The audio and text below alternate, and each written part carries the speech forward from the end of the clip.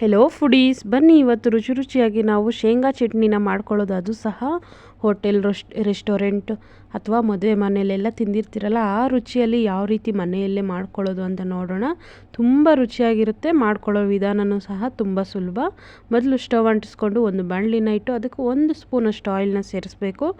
Oil ಬಿಸಿ ಆದಮೇಲೆ ಅದಕ್ಕೆ ಒಂದು 5ರಿಂದ 6 ಹಸಿಮೆಣಸಿನ್ಕಾಯಿನ ಸೇರಿಸಿ ಚೆನ್ನಾಗಿ ಎಣ್ಣೆಯಲ್ಲಿ ಫ್ರೈ ಮಾಡ್ಕೋಬೇಕು. ಜಾಸ್ತಿ ನಾವು ಓವರ್ ರೋಸ್ಟ್ ಏನು ಮಾಡೋಂಗಿಲ್ಲ, ಸ್ವಲ್ಪ ಕಲರ್ ಚೇಂಜ್ ಆದರೆ ಸಾಕು. ಇದನ್ನು ಸೈಡಿಗೆ ತೆಗೆದುಕೊಂಡು ಅದೇ ಬಾಣಲಿಗೆ ನಾವು ಕಡಲೆ ಬೀಜನ ಸೇರಿಸಿ ಹುರಿದ್ಕೊಳ್ಬೇಕಾಗುತ್ತೆ. ಎಣ್ಣೆ ಇರಲಿ, ಅದು ನಾವು ಇನ್ನು ಎಕ್ಸ್ಟ್ರಾ ಎಣ್ಣೆ ಏನು ಸೇರಿಸೋದು ಬೇಕಾಗಿಲ್ಲ. ಈ ರೀತಿ ಮಾಡೋದ್ರಿಂದ ನಮಗೆ ಚಟ್ನಿ ಅನ್ನೋದು ರುಚಿ ತುಂಬ ಚೆನ್ನಾಗಿರುತ್ತೆ. ಟೇಸ್ಟ್ ಅಂತೂ ಸೂಪರಾಗಿರುತ್ತೆ. ಈಗ ಕಡಲೆ ಬೀಜನೂ ಸಹ ಸೇರಿಸಿ ನಾನು ಚೆನ್ನಾಗಿ ಇದರಲ್ಲೇ ಫ್ರೈ ಮಾಡ್ಕೊಳ್ತಾ ಇದ್ದೀನಿ, ಹುರ್ಕೊಳ್ತಾ ಇದ್ದೀನಿ. ನೀವು ಸಹ ಯಾವ ಪ್ರಮಾಣದಲ್ಲಿ ಬೇಕು ಅಂತ ನೋಡಿಕೊಂಡು ಮಾಡ್ಕೊಳ್ಳಿ. ನಾನಿಲ್ಲಿ ಒಂದು 3ರಿಂದ 4 ಜನಕ್ಕೆ ಆಗೋಷ್ಟು ಮಾಡ್ತಾಯಿದ್ದೀನಿ. ನೀವು ಬೇಕಾದರೆ ಪ್ರಮಾಣ ಜಾಸ್ತಿ ಅಥವಾ ಕಡಿಮೆ ಮಾಡ್ಕೊಳ್ಳೋವಾಗ ಮೆಣಸಿನ್ಕಾಯಿ ಖಾರ ಸ್ವಲ್ಪ ನೋಡಿಕೊಂಡು ಹಾಕ್ಕೊಳ್ರಿ. ಈಗ ಇದೆಲ್ಲ ಸಹ ಚೆನ್ನಾಗಿ ಹುರಿದ್ಕೊಳ್ಬೇಕು. ಈ ರೀತಿ ಚೆನ್ನಾಗಿ ಸಿಪ್ಪೆನ ಯಾವುದೇ ಕಾರಣಕ್ಕೂ ತೆಗಿಯೋದು ಬೇಕಾಗಿಲ್ಲ. ಕೆಲವರು ಸಿಪ್ಪೆ ತೆಗಿತಾರೆ, ಕೆಲವರು ಹಾಗೆ ಹಾಕ್ತಾರೆ. ಹಾಗೆ ಹಾಕೋದ್ರಿಂದನೂ ಸಹ ತುಂಬ ಚೆನ್ನಾಗಿ ಒಳ್ಳೆ ಫ್ಲೇವರ್ ಅಥವಾ ಒಳ್ಳೆ ರುಚಿ ಅನ್ನೋದು ನಮಗೆ ಸಿಗುತ್ತೆ. ಈಗ ಇದೆಲ್ಲನೂ ಸಹ ಹುರಿದು ಸೈಡ್ಗೆ ಇಟ್ಕೊಳ್ಳೋಣ. ಸ್ವಲ್ಪ ಆರಲಿಕ್ಕೆ ಬಿಡಬೇಕಾಗುತ್ತೆ. ಆರಿದ್ಮೇಲೆ ಈಗ ಒಂದು ಜಾರನ್ನ ತಗೊಂಡು ಅದಕ್ಕೆ ತೆಂಗಿನಕಾಯಿ ತುರಿ ಈ ರೀತಿ ಚೆನ್ನಾಗಿ ನಾನು ತುರಿದಿಟ್ಕೊಂಡಿದ್ದೀನಿ. ಈ ರೀತಿ ಮಾಡೋದ್ರಿಂದ ನಮಗೆ ಬೇಗ ಚಟ್ನಿ ಅನ್ನೋದು ರೆಡಿಯಾಗುತ್ತೆ. ಹಾಗೂ ಒಡ್ಕೊಡ್ಕು ನಾವೇನು ಹಾಗೆ ಕಟ್ ಮಾಡಿ ಹಾಕಿದ್ರೆ ಒಂದು ರೀತಿ ನಮಗೆ ಬಾಯಿಗೆ ಸಿಗ್ತಾ ಇರುತ್ತೆ, ಆ ರೀತಿ ಸಿಗೋದಿಲ್ಲ. ಇನ್ನು ಎಣ್ಣೆಯಲ್ಲಿ ಫ್ರೈ ಮಾಡಿರೋಂತಹ ಹಸಿಮೆಣಸಿನ್ಕಾಯಿ, ಕಡಲೆ ಬೀಜ ಎಲ್ಲನೂ ಸಹ ಸೇರಿಸ್ತಾ ಇದ್ದೀನಿ. ನೋಡ್ಬೋದು ಕಡಲೆ ಬೀಜ ಯಾವ ರೀತಿ ಚೆನ್ನಾಗಿ ಕಲರ್ ಚೇಂಜ್ ಆಗಿದೆ ಅಂತ. ಇನ್ನು ಕೊತ್ತಂಬರಿ ಸೊಪ್ಪು ನಾನಿಲ್ಲಿ ಒಂದು ಸ್ವಲ್ಪ ಹೆಚ್ಚಿಗೆನೇ ತೊಗೊತಾ ಇದ್ದೀನಿ.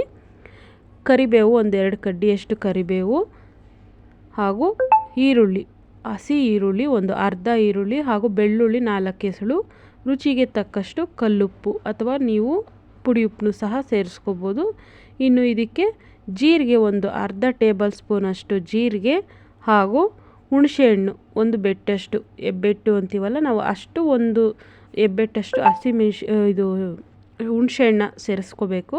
ಹುಣಸೆಹಣ್ಣು ಸೇರಿಸೋದ್ರಿಂದ ರುಚಿ ಅನ್ನೋದು ಇನ್ನೂ ಚೆನ್ನಾಗಿರುತ್ತೆ. ಜೀರಿಗೆ ಇವೆಲ್ಲ ಸೇರಿಸೋದ್ರಿಂದ ನಮಗೆ ಆಲ್ಮೋಸ್ಟ್ ಹೋಟೆಲ್ ರೆಸ್ಟೋರೆಂಟ್ ಸ್ಟೈಲಲ್ಲೇ ನಮಗೆ ಇದು ಚಟ್ನಿ ಅನ್ನೋದು ರುಚಿಯಾಗಿರುತ್ತೆ. ಈಗ ಇದಕ್ಕೆ ಸ್ವಲ್ಪ ನೀರನ್ನ ಸೇರಿಸಿ ಮುಚ್ಚಳನ ಮುಚ್ಚಿ ನಾನೀಗ ಗ್ರೈಂಡ್ ಮಾಡ್ಕೊಳ್ತಾ ಇದ್ದೀನಿ. ತುಂಬ ಈಸಿಯಾಗಿ, ತುಂಬ ರುಚಿಯಾಗಿ ನಾವು ಇದನ್ನು ಮಾಡ್ಕೊಬೋದು. ಎಷ್ಟು ಬೇಗ ರೆಡಿ ಆಯಿತು ಅಂತ ನೋಡಿದ್ರಲ್ಲ, ತುಂಬ ಅಂದರೆ ತುಂಬ ಬೇಗ ರೆಡಿ ಆಯಿತು. ಇದನ್ನೆಲ್ಲ ಸಹ ಚೆನ್ನಾಗಿ ಮಿಕ್ಸ್ ಮಾಡಿಕೊಂಡು ನೀವು ಇನ್ನು ಸ್ವಲ್ಪ ನೀರನ್ನು ಸಹ ಸೇರಿಸ್ಕೋಬೋದು, ಇಲ್ಲ ಅಂದರೆ ಹಾಗೆ ಗಟ್ಟಿ ಚಟ್ನಿನೂ ಸಹ ತೊಗೋಬೋದು. ತುಂಬ ಚೆನ್ನಾಗಿರುತ್ತೆ. ದೋಸೆ, ಚಪಾತಿ, ಇಡ್ಲಿ ಯಾವುದಕ್ಕನ್ನ ಆಗಲಿ ತುಂಬ ಚೆನ್ನಾಗಿರುತ್ತೆ. ದೋಸೆಗಂತೂ ಸೂಪರಾಗಿರುತ್ತೆ. ದೋಸೆ ಅಥವಾ ಇಡ್ಲಿಗೆ ಅಷ್ಟು ಟೇಸ್ಟ್ ಕೊಡುತ್ತೆ, ಇನ್ನೂ ಎಕ್ಸ್ಟ್ರಾ ಟೇಸ್ಟು. ನೋಡಿದ್ರಲ್ಲ ವೀಕ್ಷಕರೇ, ಎಷ್ಟು ಈಸಿಯಾಗಿ ನಮಗೆ ಚಟ್ನಿ ಅನ್ನೋದು ರೆಡಿ ಆಯಿತು, ಶೇಂಗಾ ಚಟ್ನಿ. ಇದಕ್ಕೆ ಒಗ್ಗರಣೆ ಒಂದು ಕೊಟ್ಕೊಂಡ್ರೆ ಸಾಕು. ನಾವು ನೋಡಿದ್ರಲ್ಲ ಎಷ್ಟು ರುಚಿಯಾಗಿ ಚಟ್ನಿ ಅನ್ನೋದು ರೆಡಿ ಆಯಿತು. ಇದಕ್ಕೆ ಒಗ್ಗರಣೆನೂ ಸಿಂಪಲ್ಲಾಗಿರುತ್ತೆ. ಜೀರಿಗೆ, ಸಾಸಿವೆ, ಕರಿಬೇವು, ಹಾಗೂ ಒಣಮೆಣ್ಸಿನ್ಕಾಯಿ, ಸ್ವಲ್ಪ ಎಣ್ಣೆ, ಒಂದು 1/4 ಟೇಬಲ್ ಸ್ಪೂನಷ್ಟು ಉದ್ದಿನಬೇಳೆ, ಇಷ್ಟೇ ನಾವು ಒಗ್ಗರಣೆನ ಕೊಟ್ಕೊಂಡ್ವಿ ಅಂದರೆ ಸಾಕು. ತುಂಬ ರುಚಿಯಾಗಿರುತ್ತೆ. ನಿಮಗೂ ಸಹ ಈ ರೆಸಿಪಿ ಇಷ್ಟ ಆಗಿದೆ ಅಂತ ಭಾವಿಸ್ತಾ ಮತ್ತೊಂದು ರುಚಿಕರ ಅಡುಗೆಯೊಂದಿಗೆ ನಾನು ನಿಮ್ಮನ್ನು ಮತ್ತೆ ಭೇಟಿ ಮಾಡ್ತೀನಿ. ಅಲ್ಲಿವರೆಗೂ ಸಹ ನಿಮ್ಮೆಲ್ಲರಿಗೂ ತುಂಬು ಹೃದಯದ ಧನ್ಯವಾದಗಳು.